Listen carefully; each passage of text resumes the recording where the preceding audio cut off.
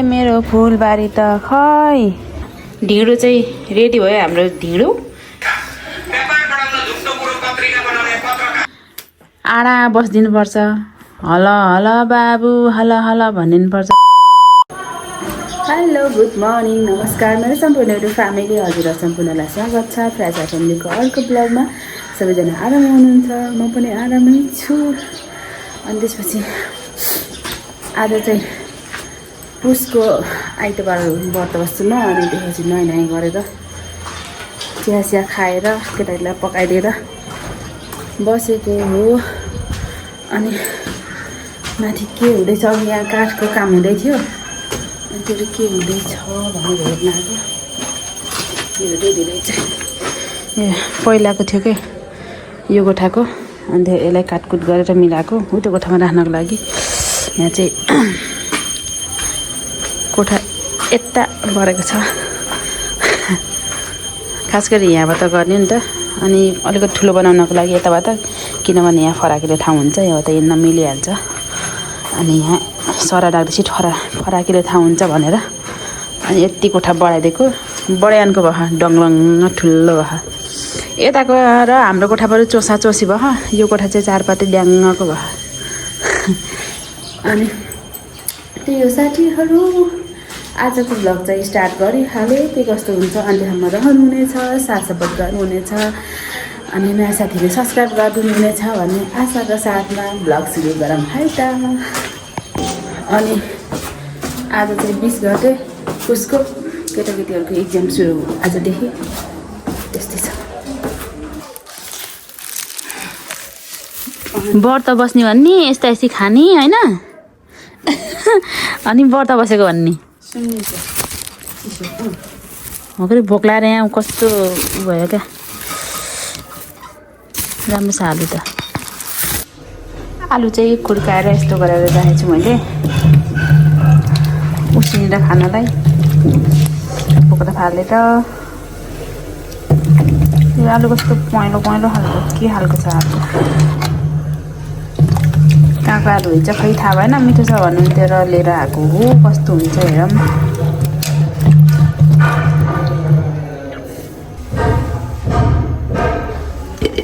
घिउ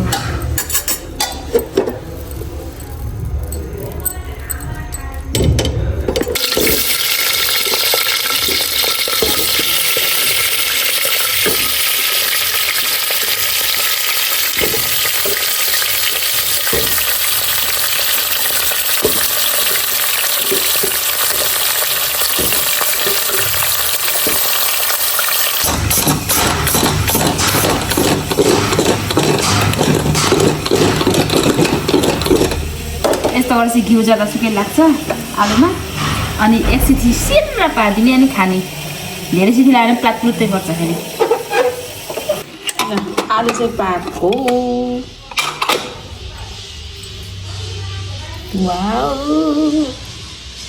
ट्याक्क घिउ लागेको आलु दामी हुन्छ। अनि तल झन् आसन लागेको हुन्छ नि। यति मिठो हुन्छ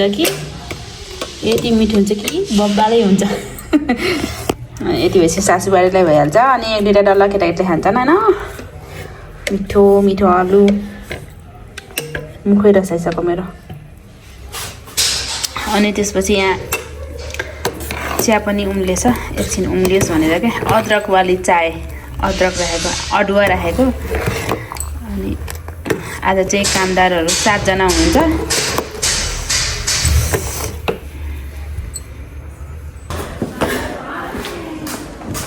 चिया दिएँ। अब चाहिँ म लुगा धुन्छु। यहाँ छ लुगाको हालत यस्तो गरेर बसेको छ। अब चाहिँ म लुगा धुन्छु। अझै आलु खाने। अनि अरू कपडा चाहिँ यहाँ पनि छ। अब चाहिँ भक्काभक धुन्छु लुगा।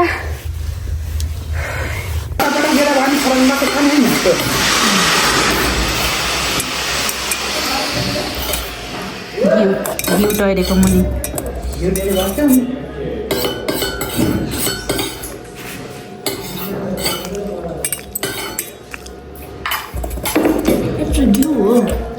यहाँ तलको उसको पानी पनि छ अन्त उस गरेर म फेरि फालिनँ अनि बाफ फेर्छ अनि त्यही पानी फेरि भाँडामा कुकरको चाहिँ 5:30 भयो भर्खर पेट तन्किँदाखेरि आलु र चिया खाएँ भाँडा माझेर भ्याएर बसेको अनि रोटी खाने भन्दै मम्मीले फेरि डैलेर आउनुभएको छ मेरो चाहिँ पेट चर्केला जस्तो भएको छ रोटी बनाउने अरे अनि केटाकेटीको एक्जाम छ एकछिन यहाँ बसेर पढेँ यस्तो गरेँ अब फेरि हिँडेँ अब तिनीहरूलाई बटुल्न पर्यो एकछिन किताब हेर भन्न पर्यो म माथि जान्छु केटालाई छ खाना अहिले भोक लागे जस्तो गऱ्यो भने आएर पकाएर खाने नत्र खाने मम्मीले के भन्नुहुन्छ अब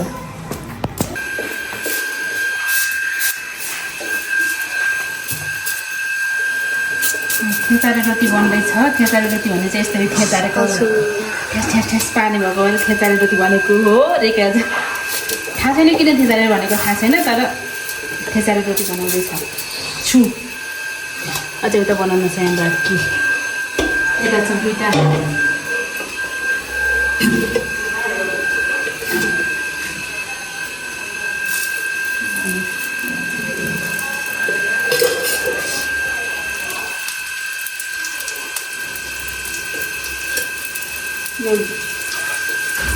रोटी बनाएर चाहिँ किन हो पनि कस्तो पुरै कोठा कुहिरो मण्डल हुन्छ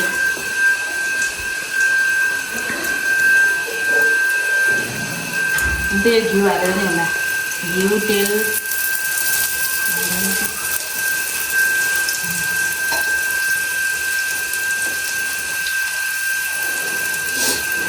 खाना मन त लाग्दैन तर बनाएपछि खानै पऱ्यो नि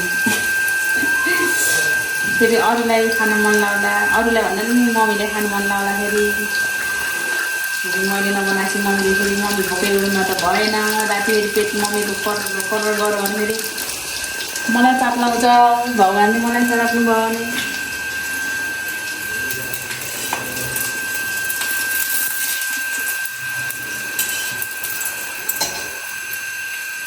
कसरी निकाल्ने म निकाल्दिनँ हो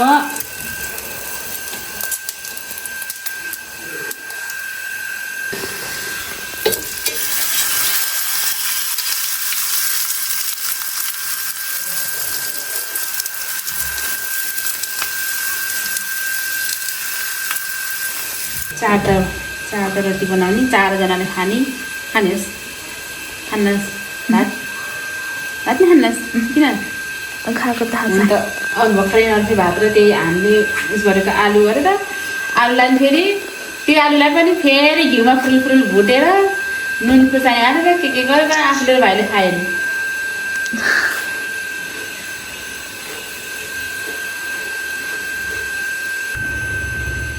ल रोटी पनि बनाएर भ्याएँ अनि त्यसपछि यहाँ चाहिँ चिनी मोलमाल पारेर पनि भ्याएँ अनि त्यसपछि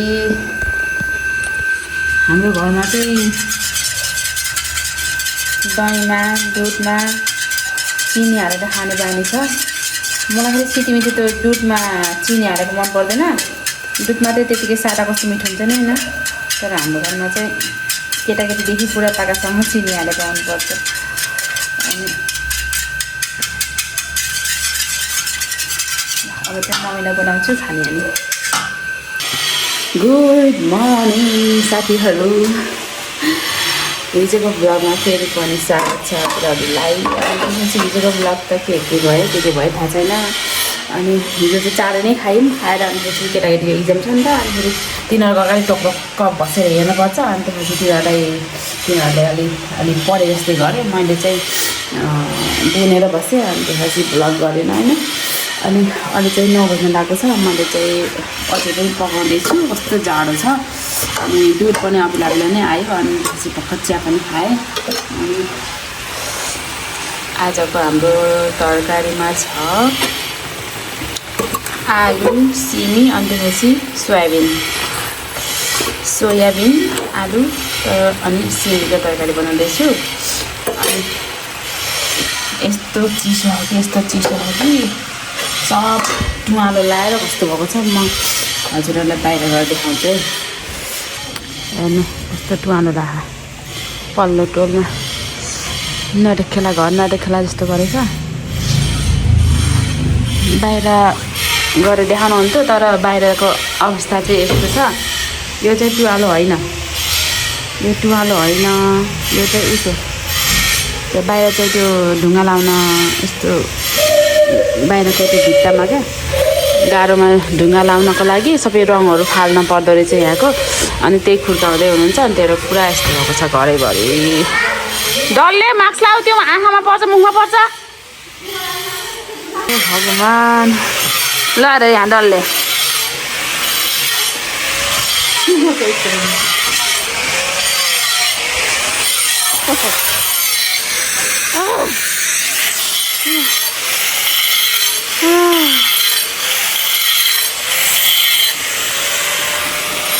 सबै कोटाल्नु हो क्या। यताखेरि आगो ताप्ने आज छोरा मान्छे मात्रै।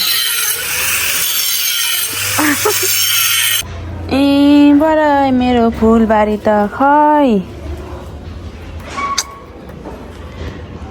हाय बरै त्यति दुःख गरी माथि त सारेर लिएर सारेर फलाएर अरे नि त यहाँ बक्राङ बोक्रुङ त्यही माथि उताको कचालो यहीँ लिएर फालिदिएर बरु यता हुँदै यो मलमाथि हुँदै राखिदिएको भयो नि हुने। मेरै फुलमाथि राख्नु परेको यो फोर्नको लागि, यो बाहिरको खुर्काउनको लागि, कलर खुर्काउनको लागि।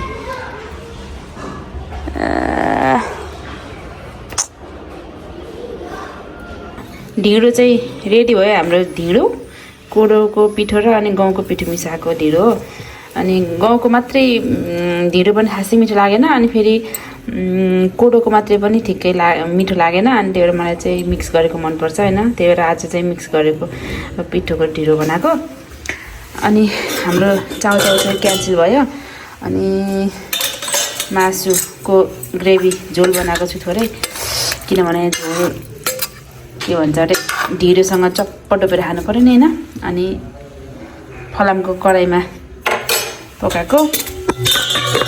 अनि त्यसपछि मम्मीलाई चाहिँ यहाँ चटनी, मम्मीलाई मात्रै होइन सबैलाई हो, तर स्पेसल्ली मम्मीको लागि उस नखाने रे मासु नखाने रे। अब स्वस्थानी महिना लाग्यो अरे। अनि त्यही भएर मम्मीले चाहिँ मासु नखाने रे। अनि त्यसलाई चटनी अनि बिहानको तरकारीसँग खान्छु भन्नुभएको छ। त्यही भएर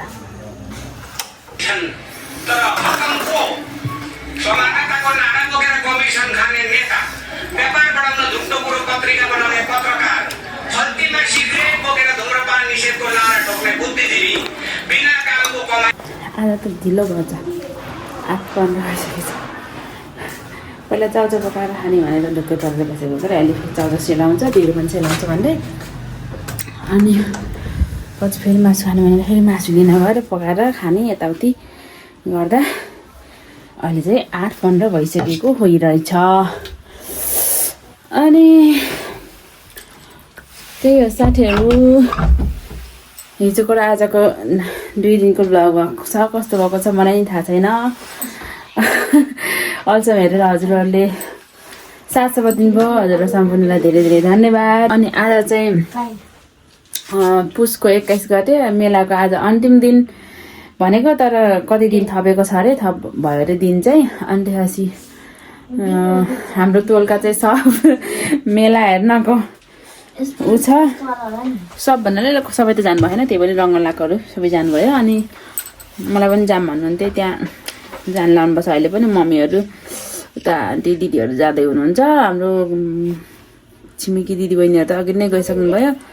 म चाहिँ गएन। मलाई चाहिँ झ्याउनु हुन्छ क्या अलि रातिसम्म यताउति गएर बस्ने, यताउति कन्सर्ट हुँदै यताउति झ्याउनुहुन्छ। अनि त्यसपछि म चाहिँ गएन। फेरि केटाकेटीको एक्जाम पनि छ।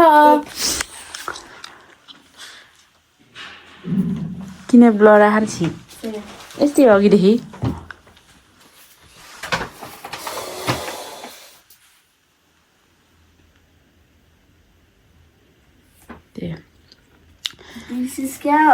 अनि यिनीहरूको एक्जाम पनि छ, त्यही भएर फेरि यिनीहरूलाई अलिकति आडा बसिदिनुपर्छ। हल हल बाबु हल हल भनिदिनु पर्छ